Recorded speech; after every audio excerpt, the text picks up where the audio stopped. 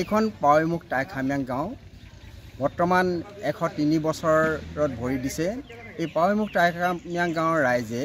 এখনি নতুনকৈ বৌদ্ধ বিহাৰ পাৱৈমুখ বৌদ্ধ বিহাৰ নিৰ্মাণ কৰি উলিয়াইছে আৰু অহা 1 আৰু 2 নৱেম্বৰ তাৰিখে ইয়াৰ দানোৎসৱৰ আয়োজন কৰিছে। এই দানোৎসৱৰ আয়োজনৰ কাৰণে ইতিমধ্যে সকলো প্ৰস্তুতি চলাই আছে। গাঁৱৰ ৰাইজে আৰু ওচৰ চুবুৰীয়া গাঁৱৰ ৰাইজে সহায় কৰিছে আৰু এই বিহাৰখন নিৰ্মাণৰ কাৰ্যত চৰকাৰৰ পৰা 50 লাখ টকা আবণ্টন লাভ কৰা হৈছিল আৰু সেই 50 লাখ টকাৰে ইতিমধ্যে প্ৰায় সম্পূৰ্ণ কাম কৰি সমাপ্ত কৰা হৈছে। বিধায়ক শ্ৰী ভাস্কৰ শৰ্মা ডাঙৰীয়াই এই আবণ্টনৰ ব্যৱস্থা কৰি দিছিল আৰু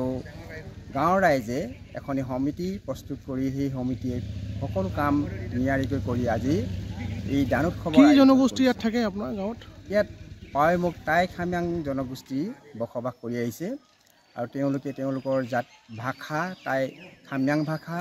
সংস্কৃতি কৃষ্টি সকলো বজাই ৰাখিছে আৰু বৌদ্ধ ধৰ্মীয়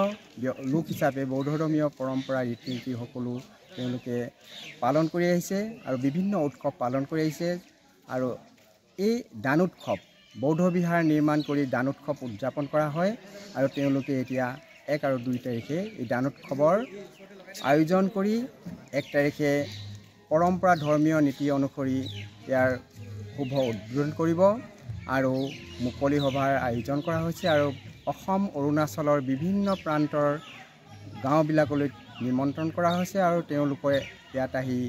সমবেত হ'বহি আৰু বিভিন্ন প্ৰান্তত বসবাস কৰি অহা গাঁওবিলাকৰ ভিক্ষুসকলো ইয়াত আহি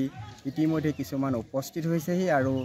অহা কালিলৈ আৰু পৰহিলৈ বিভিন্ন ঠাইৰ পৰা ভিক্ষুসকলো আহিব আৰু দায়ক দায়িকাসকল আহি ইয়াৰ উপৰিও এটা বিশেষত্ব যে এই গাঁৱৰ ওচৰে পাজৰে থকা জাতি ধৰ্ম বৰ্ণ নিৰ্বিশেষে সকলোৱে ইয়াত সহযোগ কৰি আহিছে আৰু তেওঁলোকো এই দানোৎসৱত যোগদান কৰিব আৰু প্ৰায় 5000 লোকৰ সমাৱেশেৰে এই সুন্দৰ বৰ্ণাঢ্য কাৰ্যসূচীৰে দানোৎসৱ উদযাপন সমাপ্ত হ'ব বুলি আশা কৰা হৈছে।